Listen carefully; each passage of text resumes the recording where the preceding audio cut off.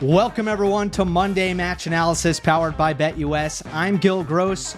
Novak Djokovic is an Olympic gold medalist for Serbia. He has finally done it at the 2024 Paris Olympics, beating Carlos Alcaraz in the gold medal match 7-6, 7-6. What a remarkable achievement by Novak. Perhaps as satisfying, as rewarding as anything he's ever done. This is something that he's wanted to win forever. Not just when it became apparent that it was the one thing that he hadn't won and it became almost the quote-unquote missing piece. I think that adds to it a bit. Obviously, Djokovic's legacy was secured. He could have retired without an Olympic gold medal, and it wouldn't have really taken away much from him. But it mattered because it mattered to him. And we came into 2024 knowing that, and it hasn't been an easy 2024 on court for Djokovic. This salvages everything.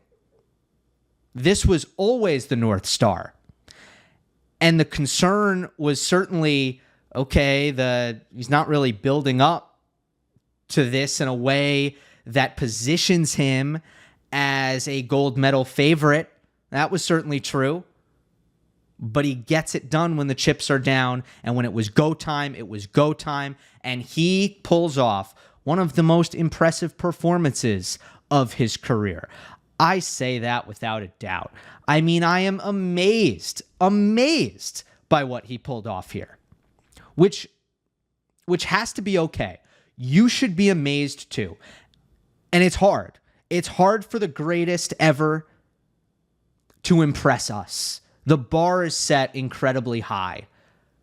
And there's a sense like, of course Novak won, right? He always wins. He usually wins. Whatever, however you may feel. Or he wanted it so bad that it's obvious that he was going to win. I don't agree with that. Let's not take this for granted. That was incredible. That was impressive. None of the circumstances, none of the rules that we normally go by would have suggested that Djokovic wins that match. Mentally, superhuman. And that's what impressed me most, because just imagine you've been playing pro tennis for 20 years and you have one final chance to win this thing that you wanted so bad, the one thing that you haven't won. Novak didn't get tight once. Not once. He never decelerated. He never pulled back on a ball that was available for him to go after. He never made a strange decision. His feet never stopped moving properly. Like there was nothing. He never got tight, not once. And frankly, I don't know how that's possible. It's one of the main reasons why he's been able to do what he's done throughout his career, is the rules of what pressure does to a tennis player. It's not as if we've never seen it affect Novak, but how many times has it just hasn't. And he's been able to come up with his best stuff. The greatest break the rules, you know? I mean, I stand by everything I said about that being a tough spot mentally for Djokovic. Before the tournament, I said, this is a tough spot mentally for Djokovic. I stand by that. But the greatest break the rules. He shouldn't have had belief. There was no reason for him to have belief. He hadn't beaten a top 10 opponent all year. He hadn't won a title all year. He's playing someone who will go down as an all-time great. He's playing the guy who just won the last two majors. How about the contrast there? Winner of the last two majors against dude who hadn't beaten a top 10 opponent all year, hadn't won a title all year. The only answer is he's Novak Djokovic. It's the only part of this that makes sense. But he's also a 38-year-old Novak Djokovic. And, you know, this isn't something that I've loved to really, really focus on, especially through his mid-30s. And the reason for that is I think his movement, from a tennis standpoint, has been preserved astonishingly well. And because of that, I've always given Djokovic major props for being, such a marvel physically that he's been able to move so well through his 30s.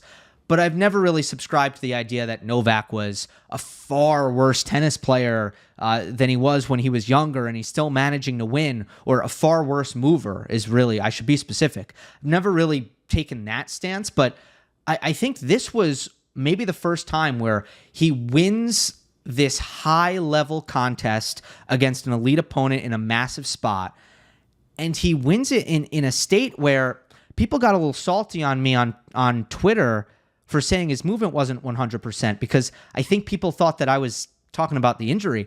I'm not even talking about the injury at this point. I'm not. I'm just talking about the fact that he's not that fast anymore, and he still needs to find a way to beat the guy on the other side of the net who's actually the fastest tennis player I've ever seen. So don't take any of this for granted, because this is usually a cruel game. And I know it's a fairy tale story that Novak Djokovic won this Olympics. I know it's a fairy tale story. It doesn't usually work that way. This was incredible. Whatever standard he set for his career, I honestly believe he's topped it this time. So those are my big picture thoughts. Obviously, I'm excited to get into the specifics of this match, including all 8 breakpoint saves that were key for Djokovic to win the first set. Was it all great from Djokovic?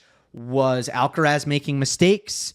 We're going to look at all 8 points and reach a conclusion on that. We'll talk about the keys for Djokovic in winning both of the tiebreaks, some big picture stuff for Novak and Alcaraz as well, and then at the end here, a quick preview of Canada. Men are in Montreal this year. I'll do my final weekend predictions. I did not have time for a quarter-by-quarter prediction, and in general, I'll now address this. Obviously, I thank everybody for being patient with me. If it was at all possible for me to release this podcast sooner, if there were even a chance I could manage it, I would have done it. It was impossible with my schedule. So I tried my very best. I booked the earliest flight this morning. I woke up at 3 a.m. this morning, just spent 4.5 hours on an airplane, and now I'm here recording, and I couldn't have done it yesterday. So just believe me, this is the best I could do, and I thank everybody for the patience, and I thank everybody for the support. Before I go on to the tactics in this match, I do want to talk about the sponsor of this video, CoachLife.com. The traveling coaches on tour are incredible. They have a very specific job, but you can't forget about the coaches that really molded these players from the ground up, developed them to the point where they had a chance to become professional tennis players. CoachLife.com is a platform where these masters of tennis development share their secrets. The coaches who sculpted the games of Swiatek, Goff, Tiafoe, Kyrgios, Fritz, Sampras, Draper, Sharapova, Pegula, Paul, Roddick, Davenport, and Shapovalov are all on there. Over 300 videos in total, and more being added every month. My favorite thing to do on Coach Life is to sort by category. Of course, if you want to hone in on one specific shot, you can do that. There's also other stuff like nutrition, psychology, coaching philosophy, advice for tennis parents. I'm actually really excited about this upcoming edition of the platform. Dean Hollingworth, a strength and conditioning coach on tour for myself as a recreational player who developed good technique at an early age. The biggest area where I can improve at this point is probably strength in my legs. So I'm hoping to be inspired by some of his methods, him being Dean Hollingworth. So this is a great resource for coaches, parents, and players. Check it out. Click on the link in the description and type the code GG. You get 15% off your subscription for the first 2 years with the code GG. Let's get into the tactics of this match. First thing I noticed, and when I say first thing, I'm talking about the first game of the match. And I wrote this in my notes. The aggression levels are reversed from the Wimbledon final. Wimbledon final, Djokovic was pressing, forcing the issue, proactive, net rushing, high risk profile, big ground strokes down the line, flat, redlining pace, drop shots from questionable positions. He always felt the need to be making something, to make something happen offensively. He was impatient. And Alcaraz isn't the most patient player in the world, but Djokovic looked a lot like the most impatient version of Alcaraz in the Wimbledon final. This time, in this match, it was Alcaraz mostly swinging out of his shoes, taking on more risk, and Djokovic trusting his movement and his ball quality enough to make percentage decisions. Resist the urge to bail out. And I don't know if that's because Djokovic was moving better and that liberated him to do so, or he saw what happened at Wimbledon and he made an adjustment. He said, I can't lose my identity as a player just because I'm a little slower around the court right now. I still need to maintain what I do best, which is to play in all three phases of tennis: offense, neutral, defense. So Djokovic normalized. It wasn't that Alcaraz changed. The reason why the aggression levels were reversed, and it was Alcaraz mostly littering up the stat sheet in this match, and Djokovic staying very solid, despite when the opportunity was there. I mean, Djokovic was extremely offensive. I don't mean to make it sound like Novak was a counterpuncher in this one, because he absolutely wasn't. But was he incredibly clean? Yes, he was. And the reason why he was incredibly clean and did not give Alcaraz, not only did he not give him easy mistakes, he didn't give him easy passing shots or easy counterattacks or anything of the sort. He gave him nothing to work with, is because Djokovic's decision-making was back to the normal Djokovic decision-making. And of course his movement improved from Wimbledon. Yes, it improved. It might sound like I'm contradicting myself. I'm not. There has to be a gray area here.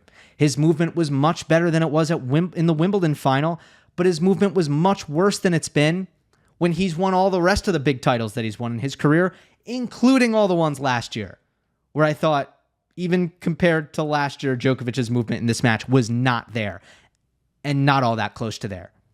And you could see that by how easy it was for Alcaraz from his own offensive positions to blow the ball past Djokovic or to drop it in front of him. I mean, Alcaraz racked up the winners in this match for a reason. For a reason. So, that was a big change from Wimbledon. Now let's talk about the 8 breakpoint saves for Djokovic. Obviously, this was crucial for him. It is what Alcaraz was clearly fixated on after the match, like in his interviews. I mean, he was lamenting the fact that he missed all these opportunities in the first set, and I think he felt like the match would have been very different had he converted on one of these. He's probably right. Now, Alcaraz also saved 5 break points in the opening set. All 5 for 5. The reason we'll focus on the 8 is mostly because Djokovic won the match. I mean, that's the biggest reason. Had Alcaraz won the match, maybe we'd be looking at how Alcaraz saved the 5 break points in the first set, right? So that's just kind of how this works. Let's talk about these 8 points. Every single one of them. All right. So the first 3 were at 2-all. And do keep in mind that all 8 of the breakpoint opportunities were played on the ad side. Not a single one on the deuce. So just keep that in mind. First breakpoint was a slice serve up the tee in a perfect spot. It was unreturned. I want to point out here that Alcaraz was standing 18 feet behind the baseline. Like, he was on the back fence. Pace will not work. Alexander Zverev learned that in the Roland Garros final. You can make 70% of your serves and hit 130 on average, 132 on average. And it's not going to matter on clay with Alcaraz on the back fence. He's going to be able to blunt that pace. Djokovic's serve, it's not about pace. He's putting it in a great spot. He's making Alcaraz move to it. And that slice serve that he hits is hooking away from Alcaraz more and more and more by nature of how far back Alcaraz is standing. So the thing to look for on so many of these Novak serves is how much ground he's making Alcaraz cover on these returns. The difference between the Zverev serving and the Djokovic serving was how much Alcaraz had to move in order to execute the return. Djokovic was making him move. Okay, that's the first break point. I'm going to intersplice larger points as I go through these. Second break point at 2-all. Serve and volley on a wide serve into Alcaraz's backhand. This was a very safe serve by Novak. He knew he didn't need to go for that much. He just had to make it. So he went pretty safe in terms of placement and pace, and he came in behind the serve. Carlos saw him coming and tries to hit the return low and catches the net. This is a percentage play for Novak. Plain and simple. Alcaraz standing that deep in the court. He's again on the back fence for this return. And he's hitting a backhand return and having to pass a great volleyer in Novak Djokovic, who obviously had some issues on that particular shot at Wimbledon, but not the case on this occasion. So if you just kind of, and I can't use screenshots, unfortunately, with the Olympics, but if you just look at where Alcaraz was hitting these backhand returns from and how well Djokovic was positioned off of the serve and volley, not in a million years will you say that Alcaraz is in a good position. No. It's Novak understanding that Carlos on the ad side on that position, having to hit the backhand return, that's percentage in favor of Djokovic. Second break point saved. Third break point, Alcaraz moves up. Now let me say right now, this is the only time of the 8 that Alcaraz made this adjustment. But Carlos says, okay, I stood back, I got beat with the slice serve down the tee, I got beat with the serve and volley out wide. Let's take away both of those things and just stand up in the court a little bit more. Djokovic basically injects pace, serves up the tee, and goes to Alcaraz's more rushable return, which is his forehand return, and he gets the service winner. And Alcaraz is not chipping the forehand return like he did against Djokovic at Wimbledon. Maybe he should have been. But he was using the clay return strategy, which is to hit over the return, usually to stand further back and to hit over the return. The chip return has worked great against Djokovic in Wimbledon finals 2 years in a row for Alcaraz, but he didn't try it on clay. Okay, so the third break point is saved with another service winner. Djokovic holds in this 2-all game. Now let's go to the 4-all game in the first set. Again, these are all on the ad side. Alcaraz is standing back deep. On the fourth break point, Djokovic hits a slice serve tee. Alcaraz makes the return, but not very deep. He did have to move for the return. Djokovic hammers the +1 forehand into the ad corner, comes in behind it. Alcaraz hits this sliding defensive slice, and Djokovic hits a very average backhand stick volley, and then a stretch forehand drop volley. Alcaraz is on the full scramble. He tries a slice lob running up to the ball, and the lob is super short. Easy overhead winner for Djokovic. Now, this was nearly a stunning scramble by Alcaraz. But let's go back to the start of the point. At the end of the day, Djokovic's serve +1 put him in prime winning position. He hit the slice serve tee, well placed, short return, crush the forehand, come in. Fifth break point. Djokovic hits another perfect slice serve tee. Alcaraz is not leaning for it either. At this point, Novak has really kind of shown on the ad side that he likes this serve, and Alcaraz, for some reason, isn't leaning over there. Carlos just barely gets the return back, but gives Djokovic a +1 overhead. The overhead is hit right at Carlos, who ended up anticipating it perfectly, and Djokovic has to hit 2 more volleys before Alcaraz misses a tough forehand pass. Again, Alcaraz almost stole this point. He almost pulled off a miracle here. But where were the percentages? The percentages were with Novak right away because he hit a great serve, so great that he got an overhead out of it. 6th break point. Novak hits the kicker out wide, serve and volley. This is a first serve. He goes with the kick. Again, he's never going to miss this serve. This was a safe serve. Again, he sees Alcaraz is standing so deep that I don't think he can pass me with his backhand from so far back. That's the calculus. Again, Alcaraz sees Novak coming, so he tries to blast the ball cross court, and he misses wide. So that's twice now.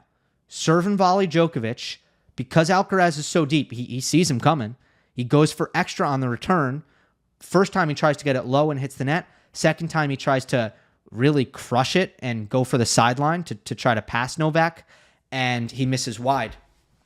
I don't really love the approach on this for Alcaraz. I thought he probably should have gone low up the middle or go cross court, but hit kind of more of a short roller, if you know what I mean.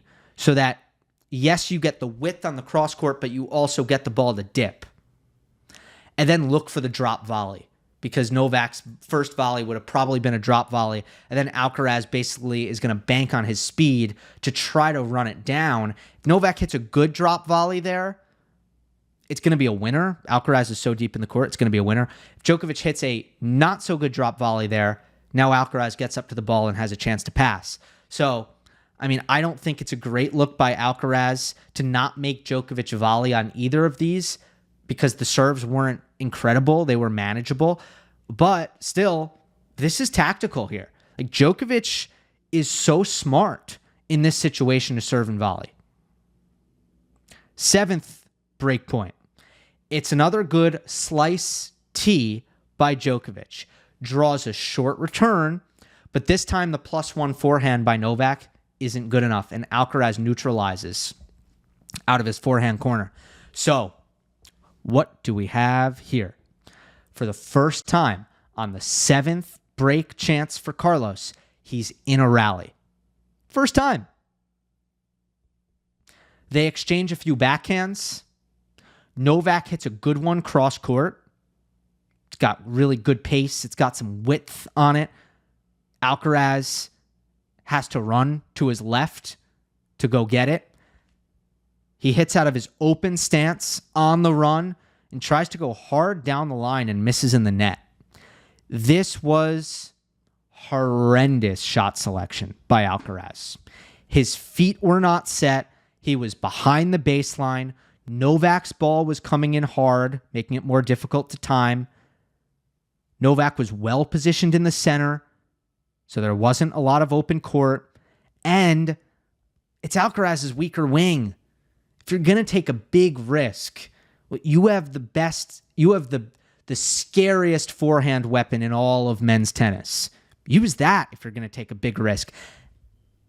And then, it's not as if Alcaraz isn't guilty of sometimes being overzealous or undisciplined on his forehand, but at least it's somewhat excusable. What is that on the backhand? Open stance, on the run, off of a great ball, and he goes hard down the line and misses in the net. Why? There is no good explanation. Zero. Other than his brain cramped because of the pressure and the frustration that Novak really created by saving all of these break points so brilliantly up until this point. Because at this time, you have Alcaraz really feeling the fact that he's let a bunch of opportunities slip. Now he's in a point for the first time, and he got overexcited. Like, let's be real, he got overexcited, and he made a dumb choice. Okay, 8th break point.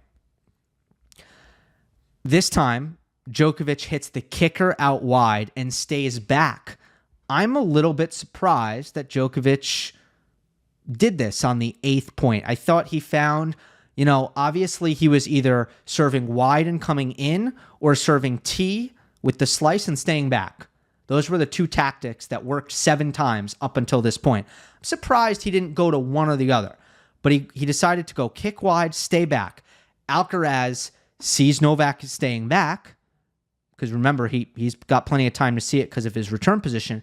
So he goes, oh, if Novak is back, I can hit a high loopy backhand return. I can throw the ball up in the air. How does Djokovic respond to this? Off of this loopy return cross court, Novak steps in, takes it early on the rise off of his backhand, and hits it hard down the line as an approach shot before Alcaraz can really recover his position to the center of the court. And then he hits a perfect drop volley on his forehand from a low contact point. This, of all the breakpoint saves, this was the best from Djokovic. Stupendous from him to be able to, I mean, look, Alcaraz, what he's trying to do by throwing the ball high in the air, he's trying to buy himself time to reposition and to get into neutral. And he's going into Djokovic's backhand. The only way Novak can counter that is to take the ball right off of the bounce. If he let that ball bounce and took it on the fall, which if you look at the return, most players would have done that. There's no chance Djokovic could have hit an aggressive +1. The only way was to take it on the rise, but it's so hard on clay especially to go on the rise and down the line with a backhand. So few players have the skill to pull this off, and the drop volley was excellent as well. Too good from Novak. And there you have it, all 8. So what are the takeaways here? Well, 1, Djokovic was perfect in these points. He made 8 out of 8 first serves. His slice serve to the forehand was killer. The serve and volley to the backhand was great. He had a counter when Alcaraz changed his return position by increasing the serve speed and going bigger to Alcaraz's rushable return wing. He played big on the +1. He came in right away. So for the most part, what happened on these break points? Djokovic happened on these break points. He was incredible on these break points. Now, the other takeaway is Alcaraz had one chance. When you play a great player, you're not going to have many chances. What do you do when you do have a chance? And Alcaraz blew that one chance with a mental error, which I think that stings a little bit more than a physical error. It feels like it's more in your control. And I think that Carlos and Juan Carlos Ferrero, I think it will sting more how he lost that point because he made a poor choice. All right. So those are the 8 break points. First set tie break. Djokovic makes a great adjustment on his second serve return. At 1-all, Novak stepped inside the baseline off of a body serve at his forehand hip, and he tried to really rip the forehand return, but he hit it right through the middle. Hit it right at the middle. And it's the opposite of Alcaraz's slow, high, loopy backhand return that I just talked about. It's the very opposite. Because Djokovic is way inside the court and hitting a fast return. So therefore, Novak can't position himself at all for the next ball. It's an easy +1 backhand winner for Alcaraz, even though Djokovic hit the return early and hard. So that was at 1-all. Well, 4 points later at 3-all, Djokovic gets the same exact second serve look. The second serve by Alcaraz into Novak's forehand body. Djokovic slides out of the way, hits the sharpest angle you can possibly hit. Alcaraz couldn't even move for it. It was a stunning, dirty, nasty, disgusting forehand angle that Djokovic was able to pull off here for the return winner. And that was mainly the difference in the tiebreak. Now, I'll point out 2 other things about this breaker. First point foreshadowed what we'd see in the second set tiebreak because Djokovic looked like he was in trouble on the first point here on serve. And by the way, he missed a first serve. So rare in this match for Novak that he misses a big first serve, but he did. And Alcaraz had him on the run going into his forehand. Novak bludgeoned it cross court. and it surprised Alcaraz, who thought he was about to get an attackable ball. You could see him really have this very panicky reaction, and he hit this kind of rushed forehand drop shot on the stretch that missed. I mean, Alcaraz was not ready for that pace from Djokovic out of his forehand corner. Just a little foreshadowing. The other thing that happened in this tiebreak that caught my eye is that Alcaraz played another open stance on the run backhand, hit aggressive down the line, and he missed long. Now, this looked a lot like the one he missed on breakpoint, but look, I'm fair here. This one was slightly more understandable. I said that there's no explanation for the one he missed on breakpoint. That's not the case for this one. Novak was pulled wide. Alcaraz, I think it was off of a backhand slice. Alcaraz sliced him out of position. So at least he had court to play into. But still, he's not fully set. And he's looking to change direction off of his two-hander. And it's just not easy to do. Created another miss. He missed another backhand, but it was off of a bad bounce. So I don't blame him for that one. So that's the first set tiebreak. Second set tiebreak. Was this the best breaker of Djokovic's career? And there have been so many great ones that I'd be curious for those of you who have like a very encyclopedic Novak Djokovic memory. I'd be curious if you feel like this stacks up, with his best. I imagine it does, because he really did take a lot of this out of Alcaraz's hands. I think throughout the entire match, he had built up so much trust in his forehand that he felt comfortable with the chips down, with the finish line in sight. He felt comfortable turning up the dial just a little bit further, and he allowed his forehand to really take over here. At love all, Alcaraz hits a forehand inside in, and it's a little bit tame, a little bit more tame than he had been hitting it. Alcaraz hit so many forehand inside in winners in this match. This one was a green light ball, so he was absolutely right to attack it, and he just didn't hit it as aggressive as he normally does, and Djokovic absolutely burned him on the forehand cross-court counterattack. Winner. At 2-all, one of the best forehands of Djokovic's career, without a doubt. Alcaraz played a perfect point. He had Novak in quite a bit of trouble. He was well positioned for the next shot. Alcaraz was. Djokovic was moving slightly backwards on the diagonal. And I have no clue how he got so much on this running forehand. I have no idea. But he demolished the ball, and he hit another cross-court forehand winner from a highly improbable position. Just incredible. On the next point, Alcaraz hit another loopy backhand return. And by the way, this is the return that Zverev couldn't attack at the Roland Garros final. It's the return that was getting Alcaraz to neutral consistently. Djokovic didn't let it get to neutral. He hit a sledgehammer +1 forehand on this next point. This one won't be replayed as much as the 2-all one. It won't be remembered as much as the 2-all one. It wasn't as flashy, but I mean, he wastes no time. Next point, first opportunity to hit a forehand, shebang. He absolutely destroyed it. And then he got an overhead. No repeat of 2008. No Djoko smash. He finishes the overhead and puts it away. And then at 6-2, I want to skip ahead to 6-2 because you see a theme here. Djokovic hit a super deep return, makes Alcaraz half volley from the baseline, and then Djokovic rocks the return +1, forehand inside in, winner. So what do we got here? Well, we got 4 winners, and we got 3 forehands and 1 overhead, but all 4 were created by the forehand. That is the forehand takeover. And what a massive statistical shift this was. Djokovic's winner rate.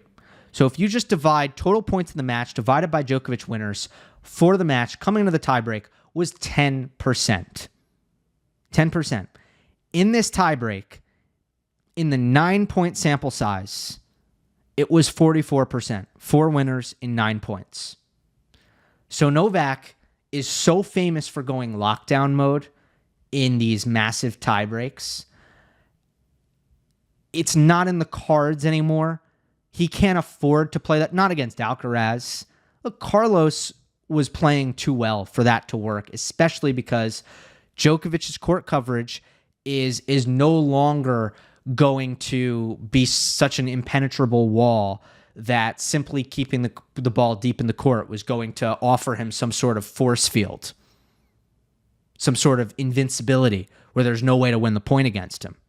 Not the case. Alcaraz has too much firepower, too much creativity. Djokovic isn't quick enough now. So Novak knows what he needs to do. He needs to use that first strike aggression. He uses the forehand in this one. And Alcaraz also made 3 errors, all in the net, all attacking. So we see, again, all of the mistakes and the big moments coming off of the racket of Alcaraz, not Novak. So I think I went over the key aspects of this match in the breakpoint saves, the first set tiebreak, the second set tiebreak. But just to review, because I don't want to lose the forest for the trees on all of the stuff that Novak did well. First of all, throughout the match, Novak's forehand, it was the heavyweight weapon that he needs it to be on this surface. He wasn't blowing the ball by Alcaraz, but he was overwhelming him into forced errors. Forehand to forehand, Djokovic was sharper. He makes less errors when he has to absorb quality off of that wing. And he gets more on the ball when he's on the run going into that corner, as we saw in the tiebreak. The serving by Djokovic was absolutely sweet. It was dominant. 74% first serves in. And it was a spot serving masterclass, specifically in the second set. And Alcaraz had no answer for the slice serve at his forehand. So, first off, I just never want to hear ever again that Djokovic didn't have a deadly serve plus forehand or serve and forehand. Because the fact is, Alcaraz couldn't get to neutral in return games. And this is clay. And he is the fastest player ever. And he couldn't get to neutral because Djokovic was too clinical. Now, one other tactical thing that I want to talk about. Now, this is something where Alcaraz was having success. Sometimes tactics are not about winning most of the points, but just limiting your opponent's success. And I thought Alcaraz had most of his success working the point through Djokovic's backhand, where Novak was less deadly, less dangerous, and wasn't putting Alcaraz under as much pressure. So work the point through Djokovic's backhand and then look for the runaround. And especially go inside in with the forehand as soon as Djokovic hits a cross-court backhand that doesn't have enough quality on it. And on clay, when Alcaraz hits the forehand inside out, especially, he can really get it upstairs above the shoulders where Novak can't get enough pace off of his two-hander. So that was the best thing for Alcaraz. Go at the backhand and kind of camp in the ad side to get those runarounds going. Djokovic's counter here, especially off of the high loopy ball to his backhand, was actually the drop shot.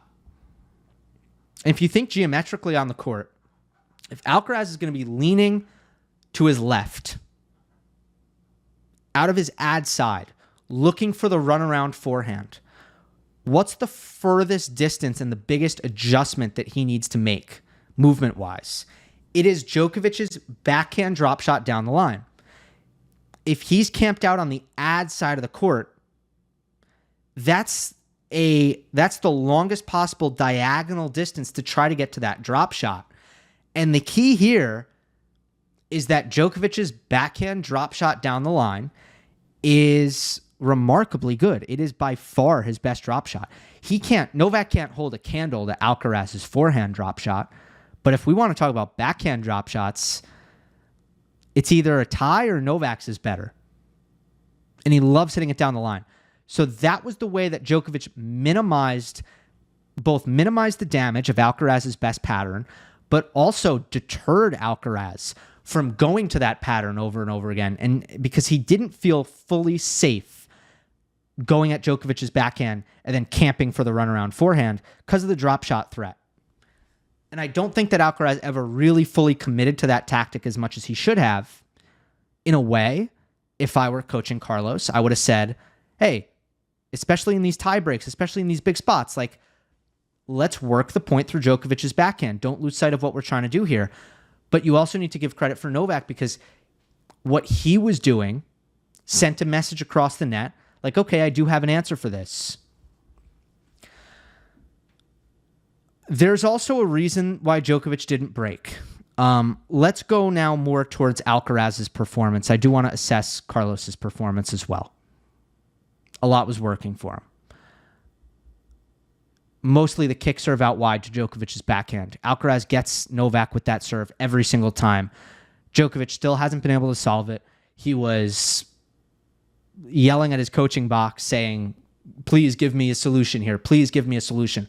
The fact is, they've played how many times?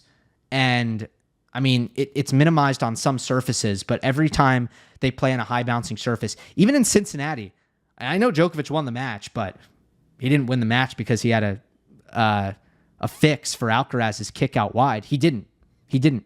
Not at all. Never has. He gets burned because Alcaraz gets it above his shoulders on the backhand return and then hits an inside-in forehand. Like, that's what happens. Sometimes inside out. He saved a break point in the second set. Alcaraz did. Kick out wide, inside out. And also, Novak misses a surprising number of the returns on that kick wide. Anyway, that was one thing. And then also, look, at Wimbledon, I said that Alcaraz's firepower against Djokovic's movement was a mismatch. And it was still true. I alluded to this slightly earlier. It was still true. It was just less extreme. But certainly, I thought Alcaraz offensively still sort of had his way with his quality off of his forehand, especially combined with the drop shot.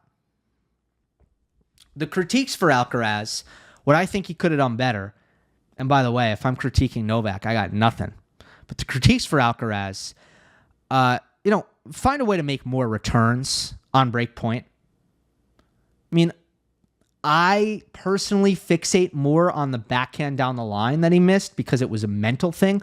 But I also think that Alcaraz will probably be thinking, damn, I missed 4 returns on the 8 break chances. Really? A couple of them on pretty safe serves to the backhand where Djokovic was serving volleying. A couple on some good slice serves up the tee. The other thing is, the fearlessness from Alcaraz, it looked pretty reckless at times. There were moments, especially start of the match. We talk a lot about tone setting. We talked about Alcaraz setting the tone at Wimbledon with that first game, breaking Djokovic's serve. And I thought tone setting wise in this match, Alcaraz started the match going just overhitting consistently. And, I don't think there's really much of a reason for Alcaraz to go for the 108 mile per hour forehand, really ever. Now, if he's ahead big time on the scoreboard or it's 40 love or something like that, sure, do it. But why was he redlining forehand pace in big moments here when his 90% forehand is so overwhelming? It's so big. It just sometimes it seems like the way he's hitting his forehand is completely unnecessary when he tries to flatten it out and hit the triple digits. It's like, why? You can hit with margin and still do loads of damage.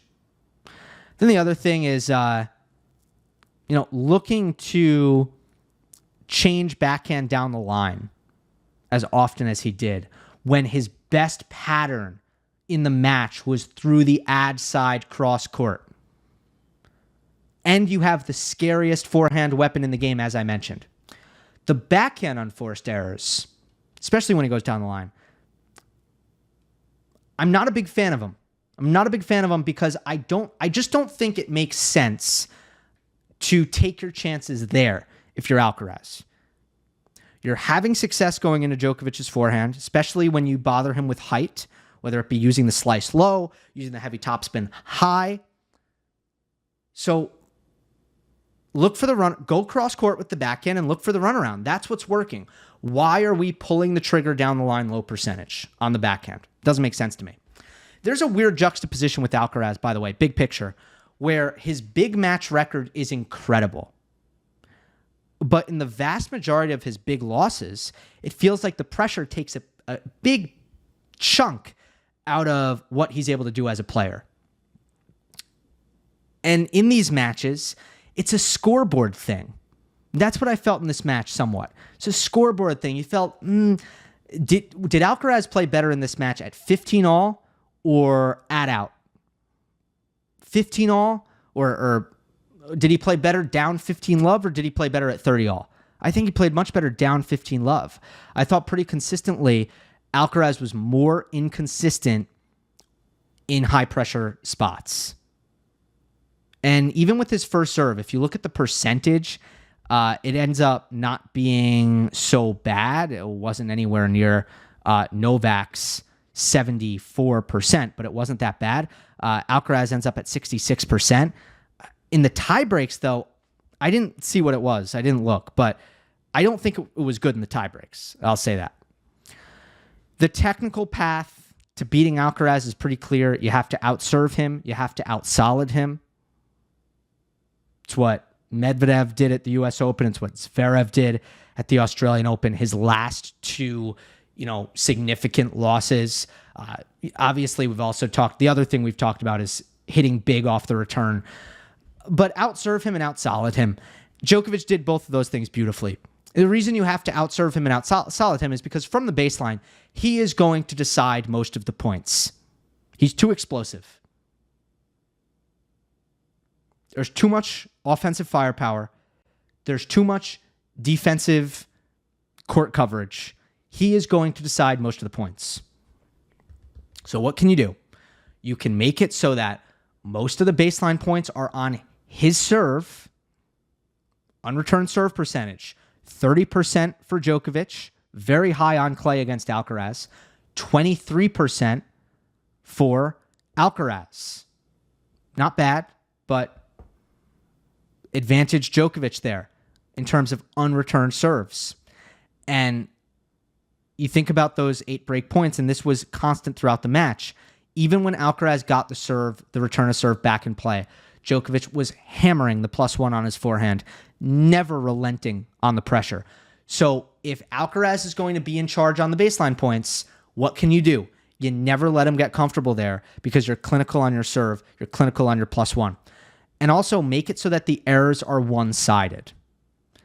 Unforced errors, unofficially, 27 for Alcaraz, 16 for Djokovic. Incredibly clean match for Novak, considering the way he was playing. I mean, he wasn't playing safe at all. And it was a lengthy 2 sets. They played a lot of points in 2 sets. So for 16 unforced errors through those 2 sets is unbelievable. And that basically concludes my analysis of this phenomenal match, which really felt to me a lot like the U.S. Open 2001 quarterfinal between Andre Agassi and Pete Sampras. I say that because there were no breaks of serve, and it didn't go the distance, but it felt like an absolute epic. And it felt that way because the level of play was so high and the tension was so high. It is time now to go on to the Canada Masters preview, National Bank Open in Montreal. But first, a reminder that Monday Match Analysis is powered by BetUS Sportsbook and Casino. BetUS offers 24/7 customer service and the fastest payouts in the industry. Live wagering on all the biggest games and incredible variety. It's super easy to get started, and currently BetUS is offering an 125% deposit match on your first 3 deposits up to $2,000. Please gamble responsibly and don't harass the players. We're just doing final weekend predictions for Canada. So I'm going to cut to the chase and reveal my predictions in 3, 2, 1. I've got Medvedev over Sinner in 3 sets in the semis. I've got Ruud over Bublik on the bottom half and Medvedev over Ruud in the final. So I'm thinking chalk on the top, a little bit wild, a little bit crazy on the bottom, which is to be expected. This is a pretty difficult circumstance for a lot of the players in terms of coming back from the Olympics. Canada in general is sometimes tough for the players just because they're coming off of a very taxing summer. It's only worse this year. So, and then there are some players who have flat out withdrawn, such as Djokovic and Alcaraz. So it's a little bit thinner. Top quarter, I have Jannik Sinner. His highest seed is Rublev, who he's always sort of owned, form stuff aside. This is a good chance for Jannik to reset physically, and I just can't really see him getting upset. Next quarter down, I've got Medvedev, who's played very well here in the past. I'm not too discouraged from, by what I saw from Medvedev on the natural surfaces. I feel like his game is in a decent place. I continue to, hope that he does find a little bit extra on the serve. Yes, but I also think he's doing a lot of things really well, and his game's in a decent place. On the bottom half, where I think there's going to be some chaos, Dimitrov and Hurkacz are in this quarter, both coming off of injury. I'm not going to trust either of them in this spot. Shelton and Felix are in there. I'm not feeling like rolling with them either, despite Ben's ideal preparation. He's been on these North American hard courts, and Felix having the big run of the semis in Paris. I honestly think that could be a detriment for FAA coming into this event. Big servers do pretty well here in Canada. And Bublik will be rested, and he's eager to get some hard court results. So I've got him making his first career Masters 1000 semifinal. Always scary with Bublik. You don't know what you're going to get with Sasha. I'm normally someone who doesn't give him very complimentary predictions, and I think he usually proves me right. But I'm going to roll the dice with Alexander Bublik this time. Bottom quarter is Zverev. Sasha's the number 2 seed. There's a trend that's interesting with Zverev this year, and I don't think it's just this year. I think I'm seeing it more and more with his career. He's starting to get into the kind of not always really motivated for every tournament part of his career. I think he might be feeling worn down. It was a very, very physical summer for Zverev. Just certain calendar spots where I think Zverev has had some upset defeats, and I don't know that he's like fully revved up throughout the entire calendar anymore like maybe he used to be. He also has some tough unseededs in his section, so I'm looking elsewhere. For me, it comes down to Fritz or Ruud. On hard court, that's close for me. Ruud has the advantage of a bye. Fritz does not. They're both coming from the Olympics. That's an advantage for Casper. Ruud also has a 2-0 record against Taylor. And Ruud has a good track record in Canada. So there's enough for me to go with Ruud here. And Ruud over Bublik in the semis. I'm scared enough to pick Bublik to the semis, so I'm certainly not going to have him going any further than that. And Medvedev over Sinner. This is more of a gut thing. Sinner's defending his title. There's a little extra pressure. He's lost some of the confidence and the momentum. I don't think he's playing quite as sharp, quite as rock solid as he was in the first half of the year. We saw with Alcaraz last year, when you run the table in the first half and you just tear it up, it can start to kind of like get to you the second half.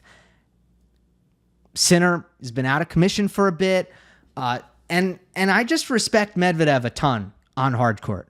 He's right there on hard court with everybody. Maybe Alcaraz at his best, tough matchup for Daniil.